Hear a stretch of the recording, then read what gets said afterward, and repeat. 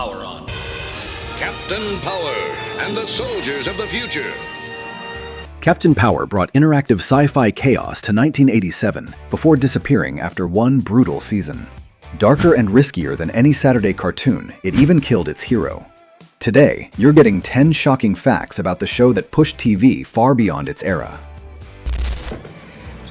It's good to see you, Johnny. Athena?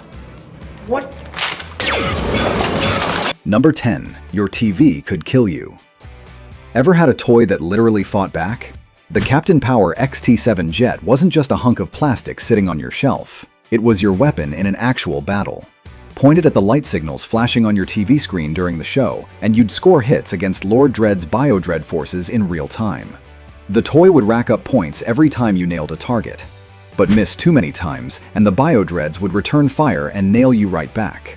Your jet would register the damage, lose points, and when you finally hit 0, the cockpit would physically eject your action figure across the living room like a tiny doomed pilot. Get some sleep. Tomorrow we'll discuss a new objective. Imagine explaining that to Mom when your plastic Captain Power smacked into her china cabinet at full speed. This was 1987's version of getting absolutely wrecked in Call of Duty, except your controller literally threw your guy out in disgust and rage. The future of interactive entertainment came 30 years too early, and most of us weren't ready for it. Sector 19 used to be San Fran. Figures. That's where we met. Number 9. The Babylon 5 Easter egg nobody caught. Years before J. Michael Straczynski created the sci-fi masterpiece Babylon 5, he buried the name deep in Captain Power where almost nobody noticed it. In one episode, the character Tank Ellis, the team's gentle giant and resident powerhouse, discovers he's actually a product of genetic engineering, not a natural-born human. The facility that created him and shaped him into a super soldier? Babylon 5. That single throwaway line turned this post-apocalyptic war show into the spiritual ancestor of one of sci-fi's greatest television series ever made. Straczynski was planting narrative seeds for his masterpiece while writing scripts about cyborg fascists and digital genocide on Saturday mornings.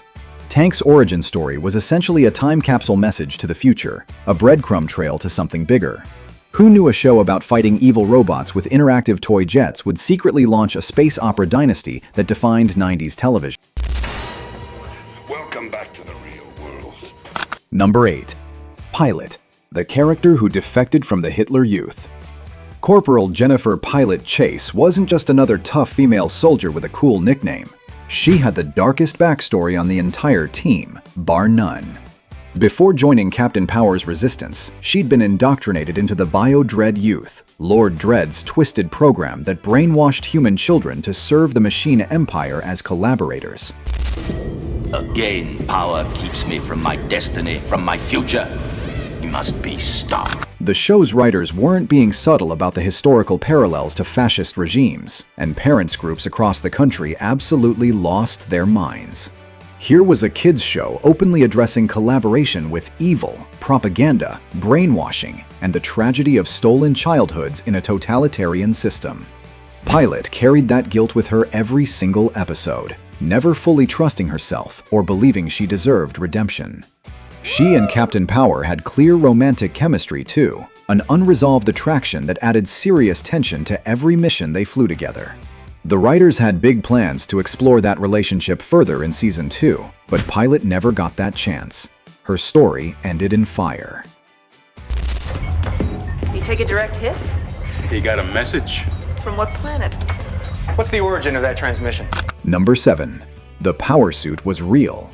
Sort of. Most 80s action heroes relied on bulging muscles, catchphrases, and sheer force of personality to win.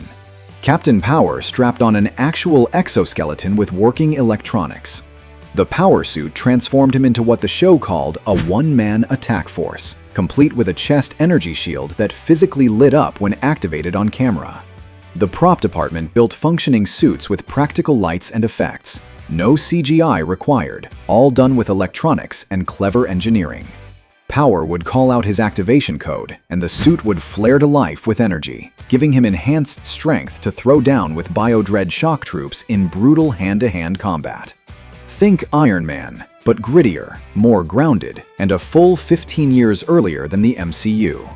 While He-Man lifted castles because magic made him buff and invincible, Captain Power needed actual technology to level the playing field against superior machine forces.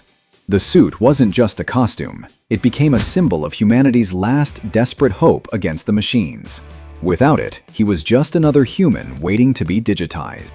Kill her! Kill her! They burned my family! My family! What are you doing? My family! Number 6. The villain who wanted to save you by deleting you. Lord Dredd wasn't born as some mustache-twirling evil robot overlord. He used to be completely human. Dr. Lyman Taggart was originally a colleague of Captain Power's father, working alongside him on advanced technology. But Taggart became dangerously obsessed with machine perfection, with the precision and reliability that human beings could never achieve. Convinced that humanity was fundamentally doomed to destroy itself through endless war, chaos, and self-destructive behavior, Taggart hooked his own mind directly into the Overmind supercomputer and decided mass digitization was actually mercy, not murder. He genuinely believed that converting human consciousness into pure computer code would save people from their own fatal flaws and weaknesses. Digitize and store. Understood, my lord. His Bio-Dread empire didn't just kill humans in traditional warfare, it erased them from physical existence, turning flesh and blood into data streams in the Overmind's memory banks. Every person Lord Dredd digitized was, in his completely twisted logic, being perfected and preserved forever in digital paradise. That philosophical depth made him absolutely terrifying as a villain. He wasn't conquering Earth for power, wealth, or domination. He was performing what he genuinely saw as salvation for the species. You are too late. I've already destroyed him. Number 5. The love story written from real grief. Season 1's finale wasn't just tragic television for shock value.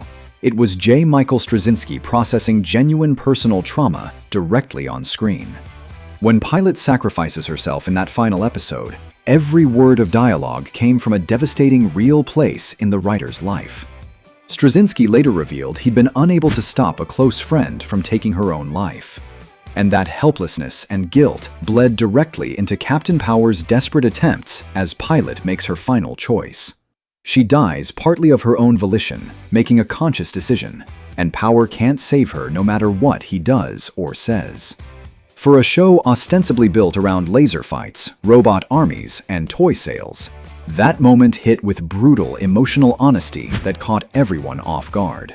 Straczynski put a genuine part of his own life and grief into those scenes, turning what could have been a standard action finale into something raw, honest, and heartbreaking. Saturday morning TV wasn't supposed to feel like that, or hurt that much, but it did. Get him to the jump ship. Hawk with me. Number 4. They ended on a loss, and it was devastating. Forget the unwritten G.I. Joe rule that heroes always win in the final 5 minutes. Captain Power's season finale was an absolute bloodbath that left fans stunned. Lord Dredd finally cracks the access codes to their hidden sanctuary, the Power Base, and sends his entire Bio-Dread army in for total annihilation of the Resistance. The team barely escapes with their lives, fighting through waves of machines. Pilot doesn't escape at all. She deliberately detonates herself along with a major Bio-Dread facility to buy precious time for the others to flee. Station 7 reporting, my lord. Pieces are in position. The season ends with the surviving team members fleeing desperately into the radioactive wasteland, their home base destroyed, their friend dead. And Lord Dredd still in complete control of Earth with his empire intact. Kids tuning in expected a last-minute victory and triumphant music. Instead, they got traumatized refugees running for their lives with nowhere left to go. The show was abruptly canceled before Season 2 could air and resolve anything, so that crushing defeat became the final word on the entire series. The bad guys won. The end. His base will be deserted. There will be no one to oppose us. But we have control. Number 3. The Lost Season, Ranger and the Archers. Scripts for Season 2 existed in filing cabinets, and they would have taken the story in genuinely wild new directions. 2 major new characters were set to join the fight against the machines: Chris Ranger O'Connor, a tough female soldier who would have become Tank's love interest and added new team dynamics, and a mysterious faction called the Archers who operated in the wilderness zones. These weren't primitive survivors living in caves. They used cutting-edge high-tech bows and arrows to fight biodreads in forest guerrilla warfare, blending Robin Hood tactics with futuristic electromagnetic weaponry. Imagine Hawkeye from the Avengers, but make it post-apocalyptic resistance fighters with arrows that could pierce robot armor. My warlord, thanks to you, I now possess their greatest secret. The Archers would have dramatically expanded the show's world beyond smoking urban ruins, showing that humanity's desperate fight against the machines had taken root in every environment from cities to forests. We'll never know how Ranger's character would have developed over a full season, or what major role the Archers would have played in the larger war against Lord Dredd's empire. The scripts died forgotten with the show itself. I never could beat her at chess. Just friends? Number 2. The mother twist that never happened. Season 2 was planning a revelation that would have absolutely shattered Captain Power on an emotional level. Lord Dredd was set to gain a dangerous new lieutenant for his forces, Morgana 2, a sophisticated machine intelligence built with the digitized mind of his former human lover from before the war. The twist that would have destroyed Power? She would have been revealed as Jonathan Power's long-lost mother, presumed dead for years. Imagine fighting your way through endless robot armies for months, losing friends, barely surviving day after day. Then discovering the enemy's terrifying new enforcer is your own mom, digitized, converted, and now serving the genocidal cyborg who destroyed humanity. That plotline would have forced Power to confront whether any trace of his mother's humanity and love still remained somewhere in Morgana's code, or if Lord Dredd had erased her completely and replaced her with cold programming. It's the kind of deeply personal stakes that would have elevated the show from action series to legitimate Greek tragedy. Instead, it joined the massive pile of what could have been in TV history. Then she pointed to my house and said something to the over-unit. Number 1. TV's first cybersex scene that never aired. Captain Power was already pushing boundaries that made network executives nervous, but Season 2 was literally going to break them into pieces. One unproduced script, with the suggestive title, A Passion Forged in Steel, would have featured the first ever cybersex scene in television history, between Lord Dredd and his machine consort Morgana 2 in explicit detail. According to writer Larry DiTillio, this wasn't going to be metaphorical or implied off-screen. The scene was specifically designed to establish their relationship's physical and emotional intimacy in a way no 1980s show, let alone a show marketed to kids, had ever attempted before. The concept alone shows exactly how far the writers desperately wanted to push into adult science fiction territory. We're smiling. Smiling as if it were some kind of joke. They were actively aiming for mature, thought-provoking sci-fi on a Saturday morning time slot, exploring what physical intimacy and connection meant when one partner was a digitized human consciousness trapped in a mechanical body.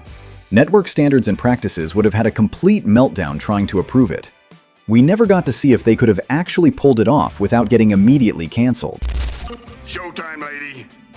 Do it like I told you, or it's bye-bye time. Bonus fact, the show was already aiming at you, not your kids.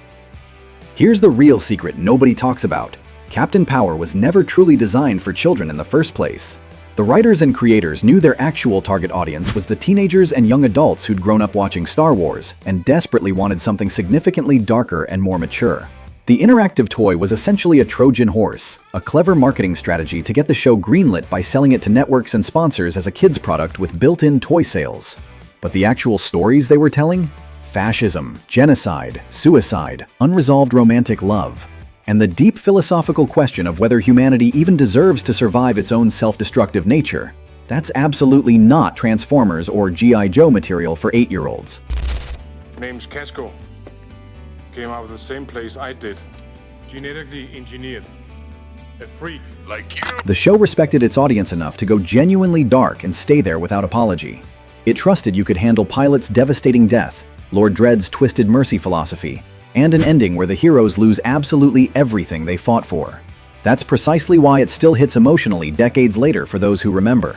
From toy jets ejecting across your living room to grief-soaked finales that left us stunned, Captain Power and the Soldiers of the Future was science fiction that absolutely refused to play it safe or pander to anyone.